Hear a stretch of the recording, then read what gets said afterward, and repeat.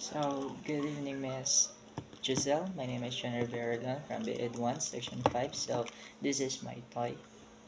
When I look at my King Kong toy, it reminds me of my childhood and all the wonderful memories I had when I was around 8 years old. This toy is very special to me because it was a gift from my father, and every time I see it, I remember the love and care he showed me. I used to play with it together with my classmates and cousins, and those memories were full of laughter, fun, and friendship.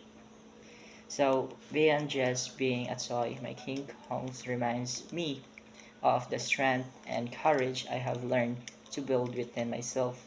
King Kong is known for being powerful and brave, and that imagine inspired me as I grew up.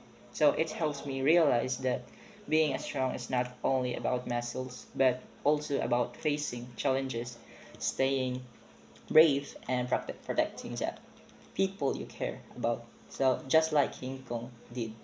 By looking at this toy, now I see how much I have grown. It serves as evidence of my development from a playful child who loves to imagine adventures to someone who now values memories, families, and inner strength.